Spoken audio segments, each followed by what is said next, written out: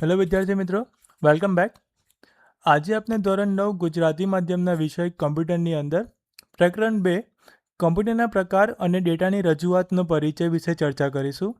વિદ્યાર્થી મિત્રો, આપણે આ પ્રકરણને ફરીથી પાછા બે ભાગમાં ડિવાઈડ કરેલું છે, જેમાં આજે ભાગ 1ની અંદર કમ્પ્યુટર સિસ્ટમના પ્રકારો અને તેની ટેકનિકલ વિશેષતાઓ વિશે વિસ્તૃતમાં ચર્ચા કરવાના છીએ. તો ચલો શરૂ કરીએ આજનો વિડીયો. તો આજના વિડીયોનો સૌથી પહેલો ટોપિક છે કમ્પ્યુટર સિસ્ટમના પ્રકારો. તો જ્યારે આપણે કમ્પ્યુટરનો ઉલ્લેખ કરીએ છીએ ત્યારે સામાન્ય રીતે આપનો અર્થ કમ્પ્યુટર સિસ્ટમ હોય છે. જ્યારે પણ આપણે કમ્પ્યુટર શબ્દનો યુઝ કરતા હોઈએ ત્યારે આપણે એવું કહેતા હોઈએ છીએ કે પૂરેપૂરી કમ્પ્યુટર સિસ્ટમની જ વાત કરતા હોઈએ.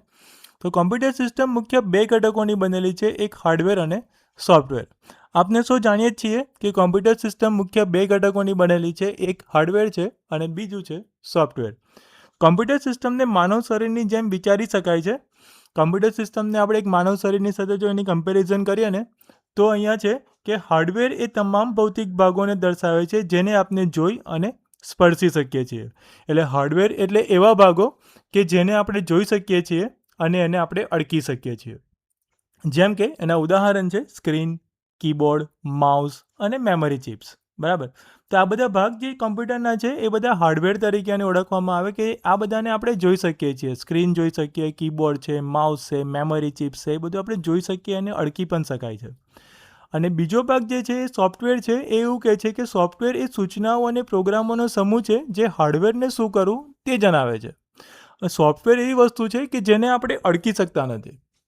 બરાબર. પણ સોફ્ટવેરનું મુખ્ય કાર્ય એ છે કે જે કે પણ કામ આપણે કમ્પ્યુટર થ્રુ કરવાના છે તો એની ઇન્સ્ટ્રક્શન સોફ્ટવેર શું કરે છે, વિવિધ હાર્ડવેરને આપે છે. એટલે કે હાર્ડવેરને જણાવે છે કે ભાઈ કેવી રીતે કામ કરવાનું છે એ એને બતાવશે. તે મગજ અથવા વિચારો જેવું જ છે જે શરીર પાસે કાર્ય કરાવે છે.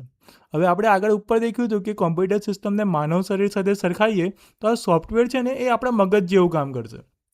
જેમ આપનું મગજ અથવા આપણા વિચારો આપણા શરીર પાસે કેવી રીતે કાર્ય કરાવે છે, એવી જ રીતે અહીંયા કમ્પ્યુટરની અંદર સોફ્ટવેર એક એવી વસ્તુ છે કે જે હાર્ડવેર પાસેથી કાર્ય કરાવે છે. એટલે સોફ્ટવેર એને સૂચનાઓ પ્રદાન કરે છે અને સૂચનાઓ પરથી હાર્ડવેર શું કરે છે, પોતાનું કામ કરે છે. આપના મોબાઈલ ફોનમાં વિવિધ એપ્લિકેશન એ સોફ્ટવેર છે અને ઓપરેટિંગ સિસ્ટમ જેમ કે એન્ડ્રોઈડ અથવા વિન્ડોઝ પણ સોફ્ટવેર જ છે. આપણા ફોનમાં રહેલી વિવિધ એપ્લિકેશનો એને પણ આપણે એક સોફ્ટવેર તરીકે કહી શકાય. આપની મોબાઈલની ઓપરેટિંગ સિસ્ટમ, હવે આપણી પાસે એન્ડ્રોઈડ ફોન હોય તો પણ અને વિન્ડોઝ ફોન હોય તો પણ અને આઈફોન હોય તો પણ એને ઓપરેટિંગ સિસ્ટમની કેટેગરીમાં ગણવામાં આવે છે અને ઓપરેટિંગ સિસ્ટમને એક પ્રકારનું સોફ્ટવેર જ કહેવામાં આવે છે. માની લો કે કમ્પ્યુટર એક સાયકલ છે તો તેના હાર્ડવેરમાં ફ્રેમ, પેન્ડલ અને વ્હીલનો સમાવેશ થાય છે જે સાયકલ બનાવે છે. હવે અહીંયા પાછું કમ્પ્યુટરને સાયકલ સાથે સરખાવ્યું છે તો સાયકલના હાર્ડવેર સાધનો કયા કયા? તો કે એના હાર્ડવેરની અંદર ફ્રેમ આવે, પેન્ડલ આવે, વ્હીલ આવે, બીજું ઘણું બધું જે સાયકલની અંદર આવતું હોય કે જેને આપણે જોઈ અને અડકી શકતા હોય એ દરેક વસ્તુ અહીં ઘડી એના શું કહેવામાં આવે છે, હાર્ડવેર તરીકે ઓળખવામાં આવે છે. એટલે સોફ્ટવેરને એ સાયકલ સવાર માનો જે તેનો ઉપયોગ કેવી રીતે કરવો છે તે જાણે છે અને ક્યાં જવું છે તે નક્કી કરે છે. તો અહીંયા હાર્ડવેર તો આપણે સમજી લીધા કે સાયકલની અંદર હાર્ડવેર કેવા કેવા ગણાય. તો હવે સાયકલની દ્રષ્ટિએ સોફ્ટવેર કોણ? તો કે સોફ્ટવેર એ સાયકલ સવાર એટલે કે જે સાયકલ ચલાવે છે એ જાણે છે કે એ સાયકલના દરેક સાધનનો ઉપયોગ કેવી રીતે કરવો અને ક્યાં જવું છે તે નક્કી કરે છે. જેમ કે પેન્ડલ મારીએ એટલે સાયકલ આગળ ચાલે, ગવર્નર પછી અને આપણે લેફ્ટ રાઈટ ફેરવીએ તો આપણે એ દિશામાં આગળ વધીએ છીએ, બ્રેક મારીશું તો ત્યાં ઊભા રહીએ છીએ. તો સાયકલ સવારને અહીંયા સોફ્ટવેર સાથે સરખાવેલો છે. ચાલો હવે આપણે આ પેટા વિભાગમાં કમ્પ્યુટર સિસ્ટમના સામાન્ય પ્રકારો વિશે જાણીએ. તો ચલો હવે આના પેટા વિભાગની અંદર બીજા કયા કયા કમ્પ્યુટર સિસ્ટમના પ્રકારો આવે છે ને તો એના વિશેની ચર્ચા આપણે હવે પછીના ટોપિકમાં કરીશું. તો કમ્પ્યુટર સિસ્ટમના સામાન્ય પ્રકારમાં સૌથી પહેલો પ્રકાર છે અહીં લેપટોપ અને ડેસ્કટોપ. તો લેપટોપ અને ડેસ્કટોપ વ્યક્તિગત અને વ્યવસાયિક કમ્પ્યુટિંગ માટે ઉત્તમ છે. તો અહીં લેપટોપ અને ડેસ્કટોપ અહીં વ્યક્તિગત એટલે કે પર્સનલ યુઝ અથવા તો પછી બિઝનેસ યુઝ માટે સૌથી ઉત્તમ સાધન તરીકે ઉપયોગમાં લઈ શકાય છે. મુખ્ય તફાવત વહન ક્ષમતા અને સુધારો કરવાની ક્ષમતા વચ્ચે રહેલો છે. લેપટોપ અને ડેસ્કટોપ વચ્ચે મુખ્ય તફાવત શું? તો કે અહીંયા આગળ એની વહન ક્ષમતા એટલે કે પોર્ટેબિલિટી અહીંયા આગળ એક મેઇન તફાવતમાં આવે, અને બીજું છે સુધારો કરવાની ક્ષમતા. આ બંને વચ્ચેનો આ તફાવત છે કે લેપટોપને તમે ઇઝીલી એક જગ્યાએથી બીજી જગ્યાએ લઈ જઈ શકો. ડેસ્કટોપ એ પોસિબલ નથી. ડેસ્કટોપ મોડ્યુલર હોય છે, એટલે કે તમે સમય જતાં ગ્રાફિક્સ કાર્ડ, રેમ અથવા સ્ટોરેજ જેવા ઘટકોને સરળતાથી અપગ્રેડ કરી શકો છો. ડેસ્કટોપ જે છે ને એ મોડ્યુલર છે, એટલે કે એનો મતલબ કે તમે સમય જતાં જો તમારું હાર્ડવેર સાધન ત્યાં આગળ જૂનું થવા લાગ્યું છે ને, તો તમે એમાં ગ્રાફિક્સ કાર્ડ છે, રેમ છે અથવા તો પછી હાર્ડ ડિસ્ક છે, જો તમારે ચેન્જ કરવી હોય તો તમે એને સરળતાથી ચેન્જ કરી શકો છો અથવા તો પછી એને અપગ્રેડ પણ કરી શકો છો. આ તેમને હાઈ એન્ડ ગેમિંગ અથવા તો વ્યવસાયિક વિડીયો એડિટિંગ જેવા વિશિષ્ટ કાર્યો માટે વ્યાજબી અને સક્ષમ બનાવે છે. તો આવું અપગ્રેડ કરવાથી કાં તો પછી એને ચેન્જ કરવાથી તમે અહીં આગળ એને હાઈ એન્ડ ગેમિંગની અંદર કન્વર્ટ કરી શકો તમારા ડેસ્કટોપને. અદરવાઇઝ તમે અહીં આગળ કોઈ વ્યવસાયિક વિડીયો એડિટિંગ જેવા સોફ્ટવેરનો યુઝ કરવો છે, તો એના માટે જે જરૂરી રિક્વાયરમેન્ટ હોય, ગ્રાફિક્સ કાર્ડ છે, રેમ છે, હાર્ડ ડિસ્કની રિક્વાયરમેન્ટ હોય કે ભાઈ વધારે જોશે, રેમ વધારે જોશે, તો તમે આવા કાર્યો માટે પણ તમે ડેસ્કટોપનો અહીં આગળ ઉપયોગ કરી શકો છો. લેપટોપની અંદર તમામ ઉપકરણો એક જ પોર્ટેબલ યુનિટમાં સંકલિત કરે છે, જે મર્યાદિત સુધારો કરવાની ક્ષમતા પ્રદાન કરે છે. લેપટોપની અંદર કેવું આવે તો કે બધું જ એક જ પોર્ટેબલ યુનિટમાં ઇન્ટિગ્રેટેડ હોય, એટલે કે સંકલિત થયેલું હોય, કે જેમાં સુધારો કરવાની ક્ષમતા એંગડી કેવી હોય, એકદમ મર્યાદિત હોય.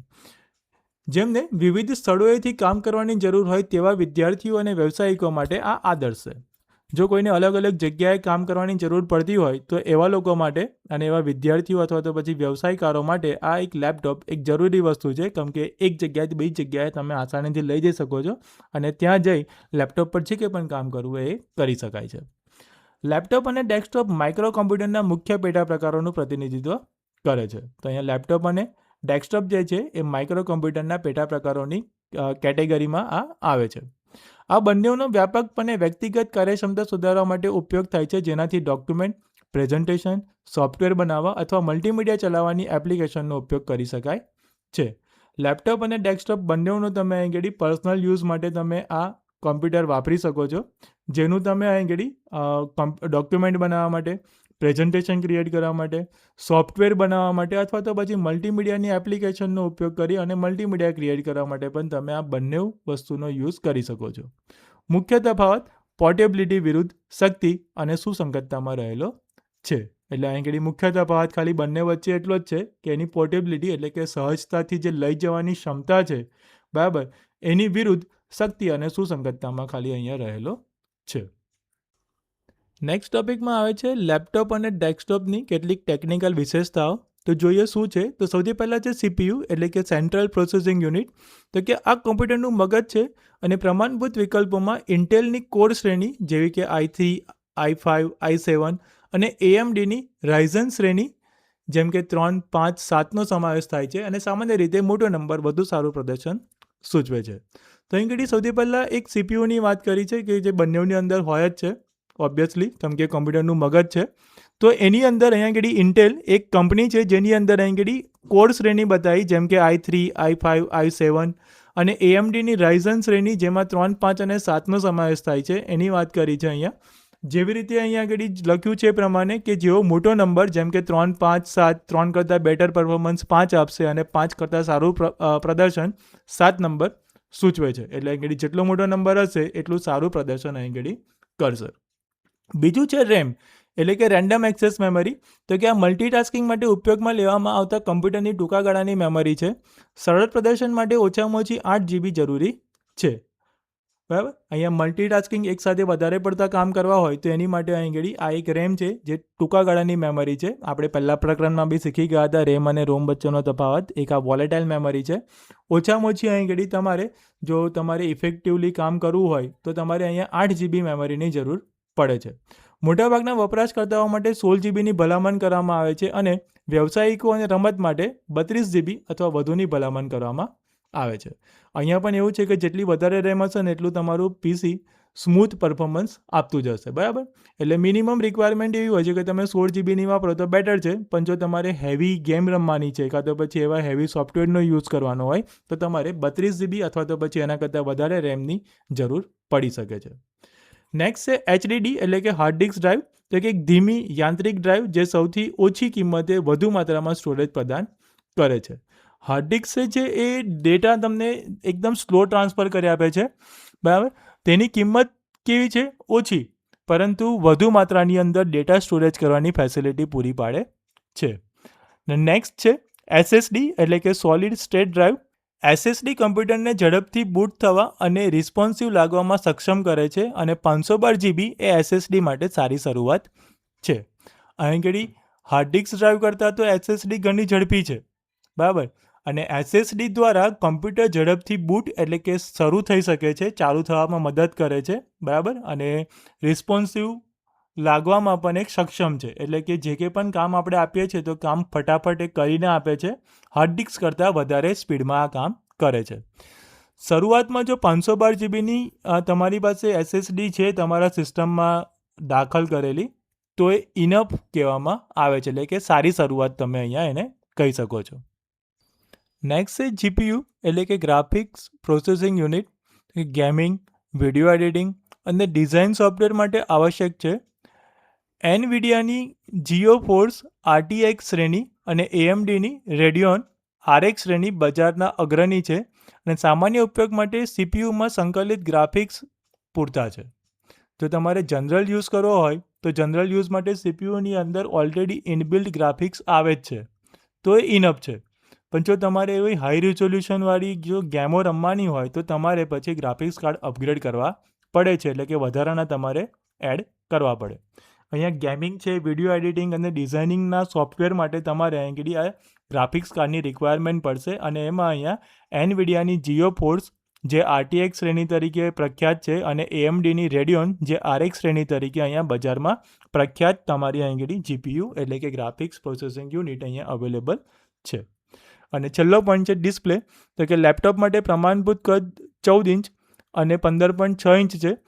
તે એક ફૂલ HD 1920x1080 પિક્સલ રિઝોલ્યુશન પ્રમાણભૂત કરે છે. તો અહીંયા લેપટોપનું પ્રમાણભૂત કદ તમને અહીંયા 14 અથવા તો પછી 15.6 ઇંચ આપેલું છે, જેનું અહીંયા આગળ એક હાઈ રિઝોલ્યુશન એટલે કે HD રિઝોલ્યુશન તમને કીધું છે 1920x1080 પિક્સલ્સ, જે અહીં બાય ડિફોલ્ટ રિઝોલ્યુશન્સ અવેલેબલ છે.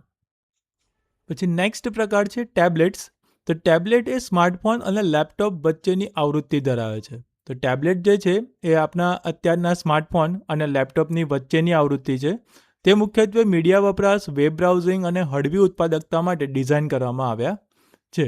તો ટેબ્લેટ્સ કેમ ડિઝાઇન કરવામાં આવ્યા? તો કે મુખ્યત્વે મીડિયાના કામ માટે, વેબ બ્રાઉઝિંગ કરવા માટે અથવા તો પછી હળવી જે કંઈ પણ આપણે એપ્લિકેશનો યુઝ કરવી છે કાં તો પછી કોઈ પણ એવું હળવું કામ કરવું છે તો એ કામ કરવા માટે અહીં આગળ ટેબ્લેટ્સ આવ્યા. તેનો મુખ્ય ફાયદો એક મોટી ટચસ્ક્રીન ઇન્ટરફેસ છે જે સાહજિક છે અને વાંચન, વિડીયો જોવા અને ચિત્રકામ માટે ઉત્તમ છે.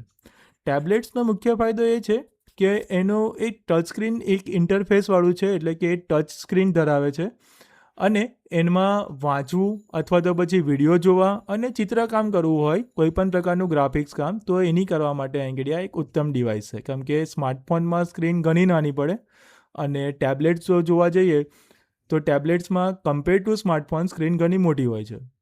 ડિટેચેબલ કીબોર્ડ અને સ્ટાઇલસ જેવી એસેસરીઝ સાથે એક હાઈ એન્ડ ટેબ્લેટ લેપટોપના ઘણા કાર્યો કરી શકે છે, જે તેને વિદ્યાર્થીઓ અને કલાકારો માટે એક વૈવિધ્યપૂર્ણ સાધન બનાવે છે. અહીંયા ડિટેચેબલ કીબોર્ડ અને સ્ટાઇલસ જેવી એસેસરીઝ એટલે કે તમે એક્સ્ટ્રા આગળ કીબોર્ડ તમે એઝ અ USB તમે અટેચ કરી શકો છો. સ્ટાઇલસ પેન આપણે જોઈએ જ છે ઘણા સ્માર્ટફોનની અંદર આવે છે, તો ટેબ્લેટમાં પણ મળે છે. તો એની સાથે તમે આગળ એક જે કંઈ પણ કામ કરવા હોય એ કામ તમે આગળ ઇઝીલી કરી શકો છો, જે વિદ્યાર્થીઓ અને કલાકારો માટે એક વૈવિધ્યપૂર્ણ સાધન બનાવે છે. તમે અહીંયા સ્ટાઇલસ પેનની મદદથી તમારે કોઈ ડ્રોઈંગ કરવું છે, ડિઝાઇન ક્રિએટ કરવી છે, તો પણ તમે એમાં ઇઝીલી કરી શકો છો. Tablet compact portable micro computer છે જેમાં ટચ સ્ક્રીન ઇન્ટરફેસ હોય છે.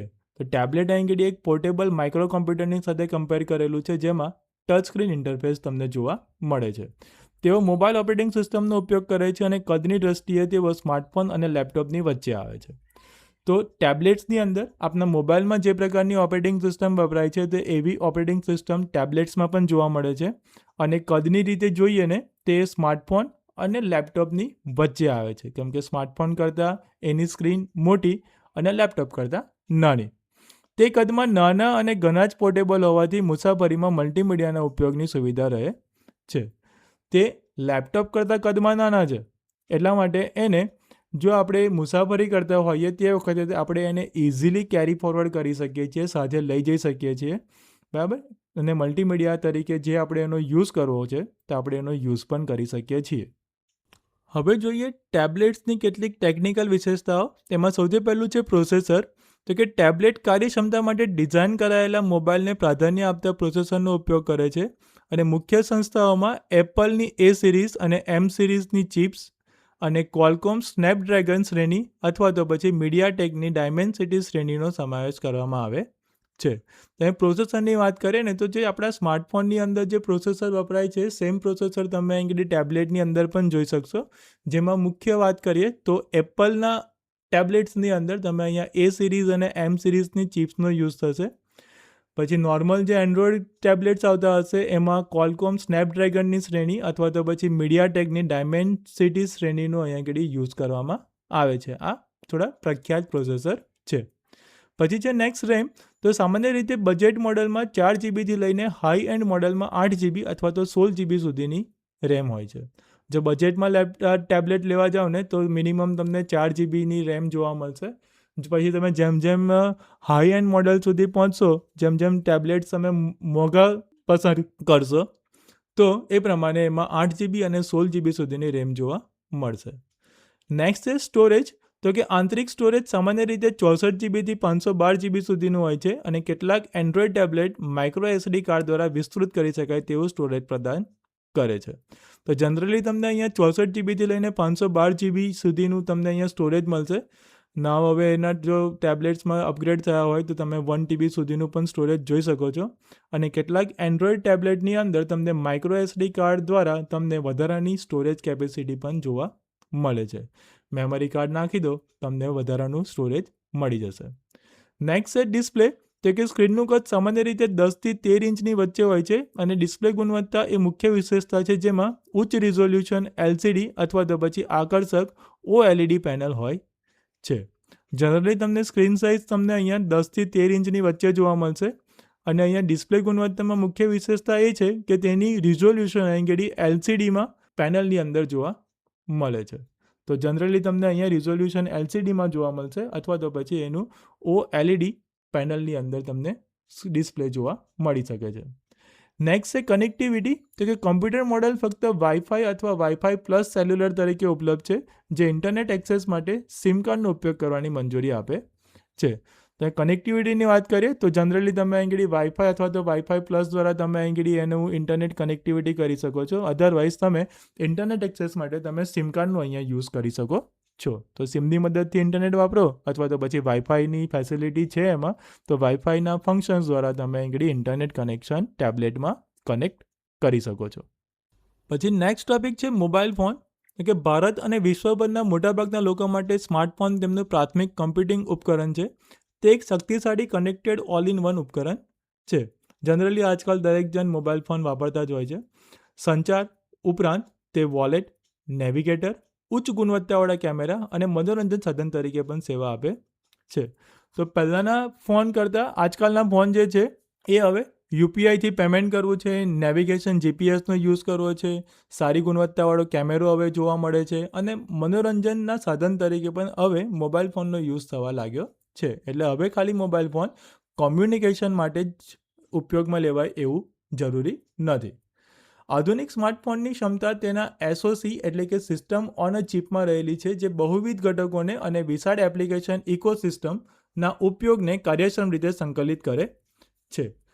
આધુનિક સ્માર્ટફોનની ક્ષમતા એ છે એના સિસ્ટમ ઓન અ ચિપ એટલે કે SoC પર છે જે બહુવિધ ઘટકોને અને વિશાળ એપ્લિકેશન ધરાવતી ઇકોસિસ્ટમ જેવી કે ગૂગલ પ્લે સ્ટોર કે જેમાંથી તમે બધી જ એપ્લિકેશન્સ ડાઉનલોડ કરી શકો છો. એપલના એપ સ્ટોરમાંથી બી તમે સેમ એપ્લિકેશનને ડાઉનલોડ કરી શકો છો. એવી રીતે અહીંયા શું કરે છે સ્માર્ટફોનને સંકલિત કરે છે અને તમને વિવિધ સોફ્ટવેરને યુઝ કરવાની અથવા તો પછી ડાઉનલોડ કરવાની પરવાનગી આપે છે.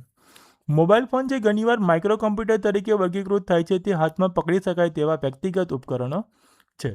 જનરલી મોબાઈલ ફોનને આપણે માઇક્રો કોમ્પ્યુટરની કેટેગરીમાં એને દર્શાવીશું, કેમ કે તે ઇઝીલી હાથમાં પકડી પણ શકાય છે અને પર્સનલ યુઝ માટે પણ આપણે એનો યુઝ કરી શકીએ છીએ. તે અત્યંત પોર્ટેબલ કોમ્પ્યુટિંગ સિસ્ટમ છે જેમાં કોમ્પેક્ટ ડિઝાઇન હોય છે, જે ટેલિફોન, ઇન્ટરનેટ કનેક્ટિવિટી અને ટચ સેન્સિટિવ સ્ક્રીનને એકત્રિત કરે છે. આ એક પોર્ટેબલ કોમ્પ્યુટિંગ સિસ્ટમ છે કે જેની એક પોતાની કોમ્પેક્ટ ડિઝાઇન છે, અલગ અલગ મોડલ્સ જે આપણે મોબાઈલ ફોનમાં જોઈ શકીએ છીએ, જેના દ્વારા આપણે અહીં આગળ ટેલિફોનની ફેસિલિટી એટલે કોમ્યુનિકેશન કરી શકીએ, ઇન્ટરનેટ કનેક્ટિવિટી, ઇન્ટરનેટ સાથે જોડાણ કરી શકીએ અને ટચ સ્ક્રીન સાથે આપણે ટચ સેન્સિટિવ પણ યુઝ કરી શકીએ છીએ. તે હરતા ફરતા સિમલેસ કોમ્યુનિકેશન, એપ આધારિત કાર્યો અને મલ્ટીમીડિયા એક્સેસને મંજૂરી આપે છે. બરાબર, આપણે એને ઇઝીલી એક જગ્યાએથી બીજી જગ્યાએ લઈ જઈ શકતા હોવાથી આપણે આપણું કામ અહીં આગળ ઇઝી થઈ જશે. એપ આધારિત જે કંઈ પણ કામ કરવા છે એ આપણે અહીંયા કરી શકશે. કોમ્યુનિકેશન કરવું છે એકબીજા સાથે તો એ કરી શકીશું. બરાબર, સોશિયલ મીડિયા પર communication, video call communications, voice communications, બધી રીતેના કોમ્યુનિકેશન થઈ શકશે. અને કોઈપણ મલ્ટીમીડિયા મુસાફરી દરમિયાન જો આપણે એનો યુઝ કરવો છે, સંગીત સાંભળવું છે, વિડીયો જોવા છે તો વગેરે જેવા કાર્યો પણ મોબાઈલ ફોન દ્વારા આપણે કરી શકીએ છીએ. પછી નેક્સ્ટ છે મોબાઈલ ફોનની કેટલીક ટેકનિકલ વિશેષતાઓ દેખીએ. તેમાં સૌથી પહેલું છે SoC, system on a chip. તો કે આ એક જ ચિપમાં CPU, GPU અને અન્ય નિર્ણાયક ઘટકો હોય છે. તો SoC કોને કીધું કે એ SoC નામની ચિપની અંદર જ તમને CPU જોવા મળશે, GPU જોવા મળશે અને બીજા કેટલાક નિર્ણાયક ઘટક તમને ત્યાં જોવા મળે છે. પ્રભાવી SoCમાં એપલની બાયોનિક સિરીઝ, ક્વોલકોમની સ્નેપડ્રેગન 8 સિરીઝ અને મીડિયાટેકના ડાયમેન્સિટી 9000 સિરીઝનો સમાવેશ થાય છે.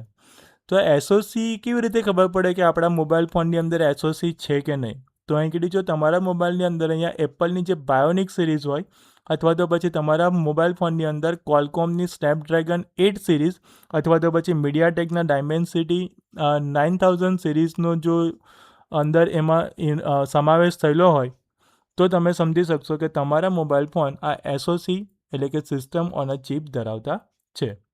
નેક્સ્ટ છે રેમ. તો કે બજેટ ફોનમાં 6GB લઈને ફ્લેગશિપ મોડેલમાં 12GB અથવા તો 16GB સુધીની રેમ હોય છે. જો બજેટવાળા ફોન લેવા જાઓ ને મિનિમમ તમે 10,000 15,000ના તો મિનિમમ તમને 6GB 8GBની રેમ જોવા મળે જ છે. પણ જો સ્માર્ટફોનની અંદર તમે ફ્લેગશિપ મોડેલમાં જશો તો 12GB અથવા તો પછી 16GB સુધીની રેમ પણ તમને સ્માર્ટફોનમાં જોવા મળશે. નેક્સ્ટ છે કેમેરા સિસ્ટમ. તો કે આ એક મુખ્ય વિશેષતા છે અને વિશેષતાઓમાં મેગાપિક્સલ, બહુવિધ લેન્સ વિકલ્પો જેમાં વાઇડ, અલ્ટ્રા અને વાઇડ અને ટેલિફોટાનો સમાવેશ થાય છે. કોમ્પ્યુટેશનલ ફોટોગ્રાફી હાર્ડવેર જેટલી જ મહત્ત્વપૂર્ણ છે. તો કેમેરા સિસ્ટમ તમારા સ્માર્ટફોનની એક મુખ્ય વિશેષતા ગણવામાં આવે છે અને એની વિશેષતાઓની અંદર અહીંયા આગળ કે કેટલા મેગાપિક્સલનો કેમેરો છે, એ કેટલા લેન્સ ધરાવે છે, એમાં wide angle, ultra wide photoshoot થાય છે કે નહીં, આપણે એ પણ ધ્યાન રાખતા હોઈએ છીએ.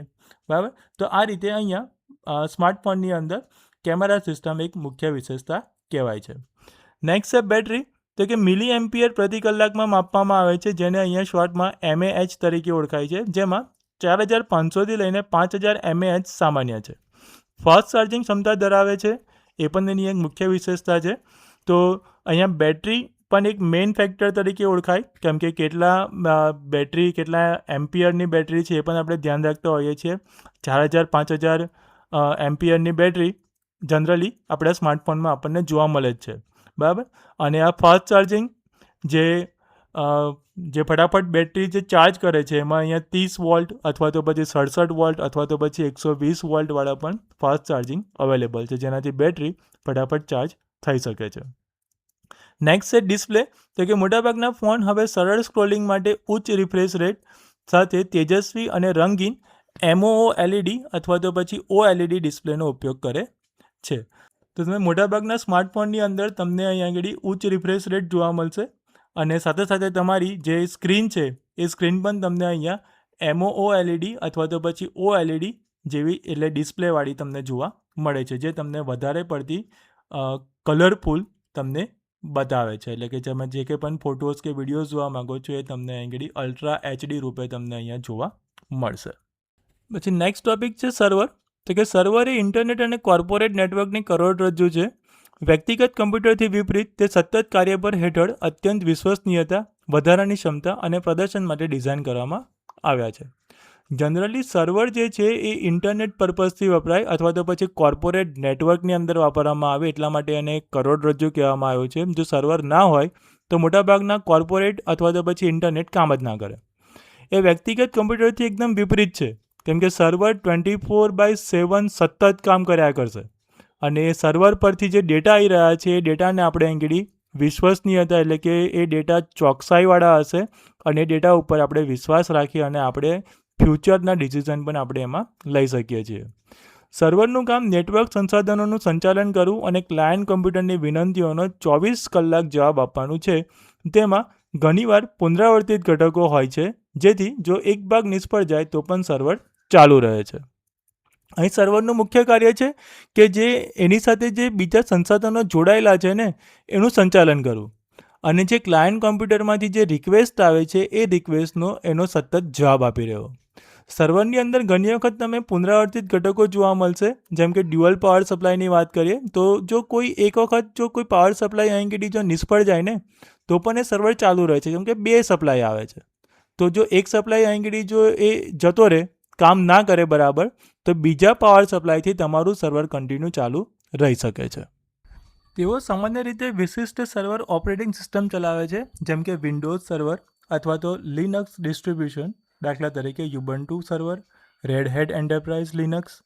સર્વર એક પ્રકારના કમ્પ્યુટર છે જે ઘણીવાર તેમના કદ અને પ્રદર્શન લાક્ષણિકતાઓના આધારે મિની કમ્પ્યુટર્સ અથવા તો શક્તિશાળી વર્કસ્ટેશન તરીકે વર્ગીકૃત થાય છે. અહીંયા સર્વર્સ કમ્પ્યુટરની અંદર તમે જનરલી જે આપણે પર્સનલ કમ્પ્યુટરમાં જે પ્રકારની ઓપરેટિંગ સિસ્ટમ વપરાય છે ને એવી ઓપરેટિંગ સિસ્ટમ નથી વપરાતી.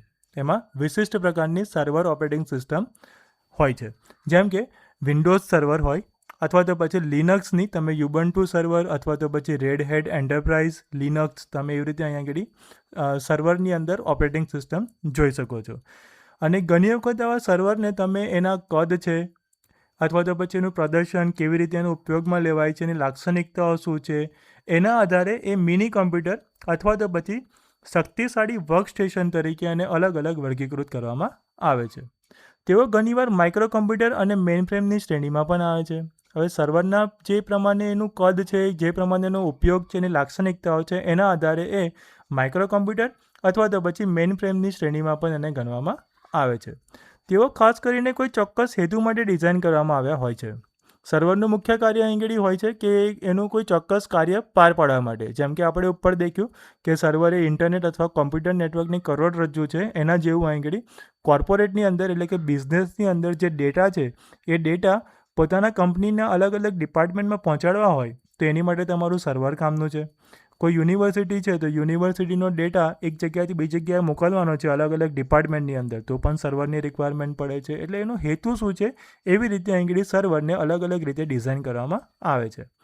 જેમ કે અહીં આગળ એક્ઝામ્પલમાં બી આપ્યું છે કે જેમ કે ઈમેલ છે, ફાઇલ અથવા તો પછી વેબ પેજનું સંચાલન કરવું, તેઓ એકસાથે ઘણા બધા વપરાશકર્તાઓ અને ડેટા વ્યવહારોના મોટા વોલ્યુમને સંભાળવા માટે ડિઝાઇન કરવામાં આવ્યા છે. એ ઉદાહરણ તરીકે એવું પણ કહે છે કે ઈમેલ સિસ્ટમને સાચવવા માટે સર્વરનો યુઝ થાય, ફાઇલ અથવા તો પછી વેબ પેજનું સંચાલન કરવું છે તો પણ તમે સર્વરનો યુઝ કરો. એકસાથે ઘણા બધા વપરાશકર્તાઓ એટલે કે યુઝર એક જ પ્રકારના જો ડેટાનો યુઝ કરવા માગતા હોય તો પણ તમે આગળ સર્વરનો યુઝ કરી શકો, બરાબર. એટલે આ રીતે કોઈપણ પ્રકારના આવા હેતુને પાર પાડવા માટે જનરલી સર્વરને ડિઝાઇન કરવામાં આવેલા હોય છે. હવે નેક્સ્ટ સર્વર કોમ્પ્યુટરની કેટલીક ટેકનિકલ વિશેષતાઓ જોઈએ, જેમાં સૌથી પહેલું છે CPU. તો કે સર્વર ગ્રેડ પ્રોસેસર જેમ કે ઇન્ટેલના એક્સોન અથવા AMDના EPYC શ્રેણીના પ્રોસેસર, જેમાં એકસાથે હજારો કાર્યોને સંભાળવા માટે મોટી સંખ્યામાં કોર હોય છે. હવે CPUની વાત કરીએ તો CPUની અંદર અહીં આગળ ઇન્ટેલના એક્સોન અથવા તો પછી AMDના EPYC શ્રેણીનો સમાવેશ કરવામાં આવ્યો છે કે જેમાં એકસાથે હજારો કાર્યોને સંભાળવા માટે મોટી સંખ્યામાં અહીં આગળ કોર આપેલા હોય છે. નેક્સ્ટ છે રેમ. તો કે તે ECC, જેનું ફૂલ ફોર્મ છે એરર કરેક્ટિંગ કોડનો ઉપયોગ કરે છે, જે ડેટા કરપ્શનને અટકાવે છે.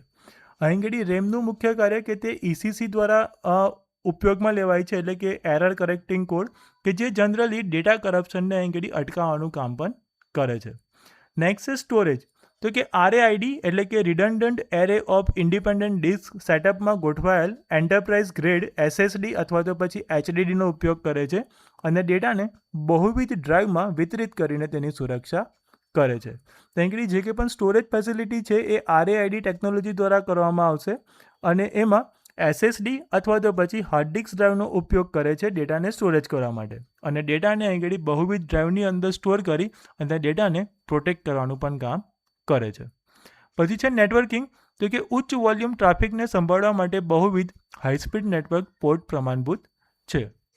જે કે પણ હજારો કમ્પ્યુટરમાંથી જો રિક્વેસ્ટ જતી હોય તો એ રિક્વેસ્ટને એટલે કે ટ્રાફિકને આગળ સંભાળવા માટે આગળ એક હાઈ સ્પીડ નેટવર્ક પોર્ટ પણ આગળ અવેલેબલ હોય છે, કે જે જનરલ કોમ્પ્યુટર કરતાં આગળ એક અલગ પ્રકારનું એ પોર્ટ જોવા મળે છે, કે જે હાઈ સ્પીડ શું કરે છે, વોલ્યુમ જે ટ્રાફિક આવે છે એ ટ્રાફિકને આગળ સંભાળવાનું કામ, અને એ જ પ્રમાણે જે ડેટા મોકલવાના છે હજારો યુઝર્સને એ મોકલવાનું કામ પણ આ પોર્ટ દ્વારા કરવામાં આવે છે, એટલે કે નેટવર્કિંગ દ્વારા કરવામાં આવે છે. નેક્સ્ટ છે ફોર્મ ફેક્ટર, તો કે નાની ઓફિસો માટે ટાવર એટલે કે ડેસ્કટોપ જેવું લાગે છે તેવું, અથવા તો ડેટા સેન્ટર માટે રેક માઉન્ટેડ એટલે કે કેબિનેટમાં સ્લાઇડ થતા સપાટ યુનિટ હોઈ શકે છે. સર્વર બતાવ્યા છે કે કેવી રીતે બનાવી શકાય, તો કે નાની ઓફિસ હોય તો તમે એક ડેસ્કટોપ જેવું જે કમ્પ્યુટર હોય જેને સર્વર તરીકે તમે ક્રિએટ કરી શકો, અથવા તો પછી જો મોટા મોટા ડેટા સેન્ટર હોય ને તો પછી રેક માઉન્ટેડ જેવા તમે અહીં સર્વર ઊભા કરી શકો છો. પછી નેક્સ્ટ ટાઈપ છે સુપર કમ્પ્યુટર. તો સુપર કમ્પ્યુટર કમ્પ્યુટિંગ શક્તિની પરાકાષ્ઠા ધરાવે છે. તે એવી સમસ્યાનો ઉકેલ માટે રચાયેલ છે જે અન્ય કોઈપણ પ્રકારના મશીન માટે ખૂબ જ જટિલ છે. તો સુપર કમ્પ્યુટરનું કમ્પ્યુટિંગ પાવર એકદમ ઉચ્ચ કક્ષાનું હશે અને એવી સમસ્યાનો ઉકેલ કરવા માટે બનાવેલ હોય કે જે કોઈપણ પ્રકારના મશીન માટે એ શક્ય જ નથી કે એનો સોલ્યુશન એ આપી શકે. એટલે જે અલગ અલગ પ્રકારના મશીન દ્વારા પ્રોબ્લેમ સોલ્વ ના થતા હોય તો એવા પ્રોબ્લેમ સુપર કોમ્પ્યુટર સેકન્ડની અંદર સોલ્વ કરી શકે છે. તેની રચના મોટા પાયે સમાંતર પ્રક્રિયા પર આધારિત છે, જ્યાં એક સમસ્યાને અનેક નાના કાર્યોમાં વિભાજિત કરવામાં આવે છે જે હજારો પ્રોસેસર દ્વારા એકસાથે ઉકેલવામાં આવે છે. અહીં સુપર કમ્પ્યુટર કામ કેવી રીતે કરશે, તો કે એની રચના અહીં મોટે પાયે અહીં સમાંતર પ્રક્રિયા પર ચાલશે, એટલે કે એક સાથે જ બધી પ્રક્રિયાની પ્રોસેસ થશે, જ્યાં આગળ એક સમસ્યાને અહીં નાના ભાગોની અંદર ડિવાઈડ કરવામાં આવશે, અને આ જે નાના ભાગોમાં સમસ્યાને જે બનાવી છે, ડિવાઈડ કરી છે, એને હજારો પ્રોસેસર દ્વારા એક સાથે ઉકેલવામાં આવે છે. એટલે અહીં હજારો પ્રોસેસર એક સાથે કામ કરતા હોવાથી અહીં એવું કીધું છે કે આ એક સમાંતર પ્રક્રિયા પર આધારિત છે, કેમ કે હજારો પ્રોસેસર એક સરખું જ કામ કરતા જશે અને એક જ પ્રોબ્લેમ પર એ કામ કરતા રહેશે. તેની કામગીરી ફ્લોપ્સ એટલે કે FLOPS, જેનું ફૂલ ફોર્મ છે અહીં ફ્લોટિંગ પોઈન્ટ ઓપરેશન્સ પર સેકન્ડમાં માપવામાં આવે છે, જેમાં આધુનિક સિસ્ટમ પેટાફ્લોપ્સ અને એક્ઝાફ્લોપ્સ સુધી પહોંચ્યા છીએ. અહીં સુપર કમ્પ્યુટરની જે કામગીરી છે ને એ ફ્લોપ્સની અંદર માપવામાં આવે છે, એટલે એનું ફૂલ ફોર્મ છે અહીં કે ફ્લોટિંગ પોઈન્ટ ઓપરેશન પર સેકન્ડ, એક સેકન્ડમાં કેટલા ઓપરેશન પરફોર્મ થાય છે એ, જેમાં અહીં આધુનિક સિસ્ટમ છે અહીં પેટાફ્લોપ્સ અને એક્ઝાફ્લોપ્સ સુધી આપણે અત્યારે એમાં પહોંચ્યા છે. તેનું નિર્માણ અને જાળવણી કરવા માટે વીજ પ્રવાહ અને કુલિંગ માટે વિશાળ ઇન્ફ્રાસ્ટ્રક્ચરની જરૂર પડે છે. સુપર કમ્પ્યુટર બનાવવા માટે તમારે અહીં એક વીજ પ્રવાહની રિક્વાયરમેન્ટ હોય, અલગ અલગ એવા હેવી હાર્ડ ડ્રાઇવ્સને હાર્ડવેરની રિક્વાયરમેન્ટ હોય, અને એને કન્ટિન્યુ ચાલુ રાખવા માટે અલગથી એક વીજ પ્રવાહ, અને જે કન્ટિન્યુ ચાલુ રહે છે તો પછી એને કુલિંગ થવા માટે પણ અહીં એક વિશાળ ઇન્ફ્રાસ્ટ્રક્ચરની રિક્વાયરમેન્ટ રહે છે, કે જેનાથી સુપર કોમ્પ્યુટર પ્રોપરલી વર્ક કરી શકે અને એની આપણે પ્રોપર જાળવણી પણ કરી શકીએ. નેક્સ્ટ સુપર કમ્પ્યુટરની કેટલીક ટેકનિકલ વિશેષતાઓ જોઈએ તો સૌથી પહેલું છે આર્કિટેક્ચર. તો કે આર્કિટેક્ચર નોડ તરીકે ઓળખાતા અને આંતરજોડાણ ધરાવતા હજારો સર્વર દ્વારા બનાવવામાં આવે છે, અને દરેક નોડમાં અનેક CPU અને ઘણીવાર કેટલાક GPU હોય છે. તો અહીં સુપર કોમ્પ્યુટર એક શું છે, તો કે હજારો સર્વર દ્વારા બનાવેલું એક આંતરજોડાણ ધરાવતું એક નેટવર્ક, કે જેની અંદર હજારો સર્વર એકસાથે એકબીજા સાથે જોડાયેલા છે, જેને અહીંયા એક આર્કિટેક્ચર નોડ તરીકે ઓળખવામાં આવે છે. અલગ અલગ પ્રકારના નોડ્સ હોય છે, એ નોડ્સ પ્રમાણે અહીં સર્વરને એસ્ટાબ્લિશ કરેલા હોય છે. દરેક નોડમાં અનેક CPU અને ઘણીવાર કેટલાક GPU હોય છે. એટલે તમે કહી શકો અહીં નોડને તમે સીધી ભાષામાં કોમ્પ્યુટર કહી શકો, જે હજારો કોમ્પ્યુટર એકબીજા સાથે જોડાયેલા છે, અને અહીંયા દરેક નોડની અંદર તમને CPU જોવા મળશે અથવા તો પછી GPU. GPUનું કામ અહીંયા તમને આપ્યું છે કે સમાંતર કાર્ય માટે ઉત્તમ હોય છે. નેક્સ્ટ છે આંતરજોડાણ. તો કે એક કસ્ટમ અત્યંત hyper speed low latency network છે જે તમામ નોડને જોડે છે અને આ એક જટિલ ઘટક છે જે નોડને એક જ સુસંગત સિસ્ટમ તરીકે કાર્ય કરવા સક્ષમ બનાવે છે. આ જે આંતરજોડાણ છે એક કમ્પ્યુટરનું બીજા કમ્પ્યુટર સાથે, એટલે કે એક નોડનું બીજા નોડ સાથે અહીં ઘડી તમે એક કસ્ટમ રીતે જોડાણ કરી શકો છો. આ જોડાણ અત્યંત હાઈ સ્પીડ હશે અને જે કનેક્શન થઈ રહ્યું છે, જે રિક્વેસ્ટ એક કમ્પ્યુટરમાંથી બીજા કમ્પ્યુટરમાં જઈ રહી છે, રિસ્પોન્સ આવી રહ્યો છે, એ રિસ્પોન્સ માટે અહીં ઘડી લો લેટન્સી નેટવર્કનો યુઝ થાય છે, એટલે કે ઓછો વિલંબ થતો હોય છે. બરાબર. આ એક જટિલ ઘટક તરીકે પણ ઓળખવામાં આવે છે, જે કમ્પ્યુટરને સુસંગત સિસ્ટમ તરીકે કાર્ય કરવા માટે સક્ષમ પણ બનાવે છે. પછી છે સ્ટોરેજ. તો કે એક વિશિષ્ટ સમાંતર ફાઇલ સિસ્ટમનો ઉપયોગ કરે છે, જે પ્રતિ સેકન્ડ ટેરાબાઇટ ડેટા વાંચી અને લખી શકે છે અને કુલ સ્ટોરેજ ક્ષમતા પેટાબાઇટ્સમાં માપવામાં આવે છે. તો એક સમાંતર ફાઇલ સિસ્ટમનો યુઝ કરે છે, જેના દ્વારા એ એક સેકન્ડમાં ટેરાબાઇટ ડેટા વાંચી શકે છે. એટલે કે હું એવું કહી શકું કે એક સેકન્ડમાં 1 ટેરાબાઇટ ડેટા વાંચી શકે છે. જીબી કરતાં મોટી સાઇઝમાં આવે ટીબી અને ટીબી કરતાં મોટી સાઇઝમાં આવે પીબી. એટલે કે એની સ્ટોરેજ ક્ષમતા તમને અહીં પેટાબાઇટ્સ એટલે કે પીબીમાં માપવામાં આવે છે. 1024 જીબી જ્યારે ભેગા થાય ને ત્યારે 1 ટીબી બને અને આવા જ 1024 ટીબી ભેગા થાય ત્યારે 1 પીબી બને છે. બરાબર. એટલે એનું સ્ટોરેજ ઘણું વિશાળ કહેવામાં આવે. નેક્સ્ટ છે કુલિંગ. તો કે પ્રોસેસર દ્વારા ઉત્પન્ન થતી અતિશય ગરમીનું નિયંત્રણ કરવા માટે અદ્યતન પ્રવાહી કુલિંગ સિસ્ટમ આવશ્યક છે.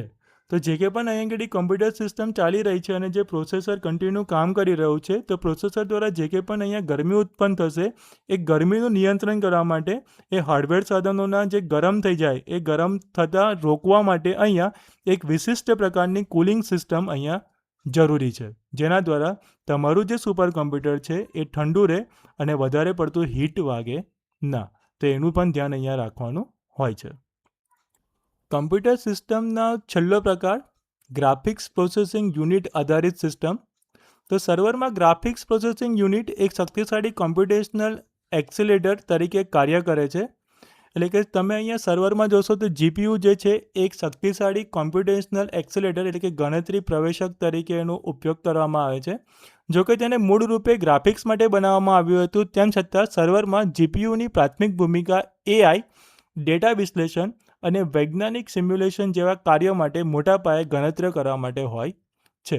જનરલી અહીં ઘડી આ જે જીપીયુ છે એનું કામ અહીં ઘડી ગ્રાફિક્સ માટેનું હતું, પરંતુ તેમ છતાં પણ તેનો સર્વરની અંદર જીપીયુની પ્રાથમિક ભૂમિકા છે એઆઈ, ડેટા વિશ્લેષણ અને વૈજ્ઞાનિક સિમ્યુલેશન જેવા કાર્યો માટે અહીં ઘડી ગણતરી કરવાનું. સીપીયુને એક તેજસ્વી જનરલ મેનેજર તરીકે વિચારો, જે કોઈપણ જટિલ કાર્યને એક પછી એક ખૂબ ઝડપથી સંભાળી શકે છે, અને તેનાથી વિપરીત જીપીયુ હજારો કામદારોની એક વિશાળ ટીમ જેવું છે. અહીં ઘડી એક્ઝામ્પલ આપ્યો છે કે સીપીયુ કેવી રીતે છે, તો કે સીપીયુ એક જનરલ મેનેજર છે. આપણે એવી રીતે એને સમજીએ, એટલે કે એક જ વ્યક્તિ છે જે શું કરે છે, એ કોઈપણ જટિલ કાર્યને એક પછી એક અને ખૂબ જ ઝડપથી એને સંભાળી શકે છે, એટલે કે એકલા હાથે મેનેજ કરે છે. એનાથી આખું વિપરીત જીપીયુ છે કે જીપીયુ હજારો કામદારોની એક વિશાળ ટીમ જેવું છે. બરાબર. સીપીયુને એક વ્યક્તિ સાથે કમ્પેર કરો જે બધા જ પ્રકારના કામ કરી શકે છે, અને જીપીયુ જે છે એ હજારો કામદારોની એક વિશાળ ટીમ છે, જે દરેક કામદાર મેનેજર જેટલો કુશળ તો નથી, પરંતુ તેઓ બધા એક સાથે સમાન સરળ કાર્ય કરી શકે છે. પરંતુ જીપીયુમાં જે 1000 કામદાર છે ને, એ 1000 કામદાર દરેક કામદાર અહીં ઘડી મેનેજર જેવો કુશળ ન હોવા છતાં પણ બધા જ જણ એક જેવું જ કાર્ય અહીંયા કરે છે. એક જ સમયે હજારો કાર્યો કરવાની આ ક્ષમતાને સમાંતર પ્રક્રિયા તરીકે ઓળખવામાં આવે છે, અને આ જ કારણ છે કે જીપીયુ આધુનિક હાઈ પરફોર્મન્સ કમ્પ્યુટિંગ માટે આવશ્યક છે. અહીં ઘડી એક સાથે જે હજારો કાર્ય થાય છે, એ હજારો કાર્ય કરવાની ક્ષમતાને અહીં ઘડી સમાંતર પ્રક્રિયા તરીકે ઓળખવામાં આવે છે, અને આ જ એક મેઇન રીઝન છે કે જીપીયુ જે છે એ આધુનિક હાઈ પરફોર્મન્સ કોમ્પ્યુટિંગ ડિવાઇસ તરીકે ઓળખવામાં આવે છે. ને આજના વિડીયોનો છેલ્લો પોઈન્ટ ટેકનિકલ વિશેષતાઓ જોઈએ એની. તો સૌથી પહેલું છે જીપીયુ કોર. તો સીપીયુના થોડા શક્તિશાળી કોરથી વિપરીત જીપીયુમાં સમાંતર કાર્ય માટે રચાયેલ હજારો નાના કોર હોય છે, અને સામાન્ય રીતે વધુ કોરનો અર્થ વધુ સારું પ્રદર્શન હોય છે. તો અહીં આગળ સીપીયુના જે થોડા પરંતુ શક્તિશાળી કોરથી વિપરીત છે કે જીપીયુમાં સમાંતર કાર્ય કરવા માટે હજારો નાના નાના કોર હશે, અને અહીંયા જેટલા વધારે કોર એટલું વધારે સારું પરફોર્મન્સ, તો એવું અહીંયા સમજવામાં આવે છે. સીપીયુમાં થોડાક જ કોર હોય પણ એ શક્તિશાળી પ્રદર્શન કરતા હોય, પણ જીપીયુમાં એના કરતાં ઊંધું હજારો કોર હશે અને જેટલા વધારે કોર હશે એટલું જ વધુ સારું પ્રદર્શન અહીંયા કહેવામાં આવશે. નેક્સ્ટ છે VRAM એટલે કે વિડીયો રેમ તરીકે એને ઓળખાય. તો કે આ જીપીયુની પોતાની અલ્ટ્રા ફાસ્ટ સમર્પિત મેમરી છે. તેનો ઉપયોગ હાઈ રિઝોલ્યુશન ટેક્સચર અને 3D મોડેલ જેવા ગ્રાફિક્સ ડેટા સ્ટોર કરવા માટે થાય છે. આપણે દેખ્યું ને કે જીપીયુનું મેઇન કામ અહીં ગ્રાફિક્સ માટે કરવામાં આવ્યું હતું. એટલે અહીં આપણે એને ગ્રાફિક્સની રીતે સંબોધીએ તો જીપીયુ પોતાની અલ્ટ્રા ફાસ્ટ સમર્પિત મેમરી છે, જે શું કરે છે, તમને અહીં હાઈ રિઝોલ્યુશન ટેક્સચર અથવા તો પછી 3D મોડેલ જેવા જે કે પણ સોફ્ટવેર હોય કે જે ડેટા હોય છે એ ડેટા માટે અહીં આ VRAMનો યુઝ કરવામાં આવતો હોય છે. અને નેક્સ્ટ અને લાસ્ટ છે આંતરજોડાણ. તો કે હાઈ એન્ડ સર્વરમાં ઘણીવાર બહુવિધ જીપીયુ હોય છે જેને ખૂબ જ વધુ ઝડપે એકબીજા સાથે સીધો સંવાદ કરવાની જરૂર હોય છે. તો અહીં આંતરજોડાણ માટે તમે ઘણી વખત તમે અહીંયા હાઈ એન્ડ સર્વર્સની અંદર ઘણા બધા તમે જીપીયુ જોઈ શકશો કે જે એકબીજા સાથે ઝડપથી કોમ્યુનિકેશન એટલે કે સંવાદ કરવા માટે અહીં જીપીયુની રિક્વાયરમેન્ટ રહે છે, જેનાથી કાર્ય કેવું થાય, ફટાફટ પણ થાય અને પ્રોબ્લેમનું જે સોલ્યુશન લાવવાનું હોય એ પ્રોબ્લેમનું સોલ્યુશન પણ આપણે ઝડપથી અહીંયા લાવી શકીએ છીએ. તો વિદ્યાર્થી મિત્રો, આ હતું તમારું પ્રકરણ 2ની અંદર કમ્પ્યુટર સિસ્ટમના પ્રકારો અને દરેક કમ્પ્યુટર સિસ્ટમના પ્રકારની કેટલીક ખાસ ટેકનિકલ વિશેષતાઓ વિશે આપણે આજે જાણ્યું. તો હોપફુલી આજે જે કંઈ પણ તમને આ વિડીયોમાં સમજાવવામાં આવ્યું તો દરેક ટોપિક વિશે તમને ખબર પડી ગઈ હશે. તો પ્રકરણ 2ના ભાગ 2 સાથે આપણે જલ્દીથી ફરી મળીશું. ત્યાં સુધી good bye, take care and thank you all.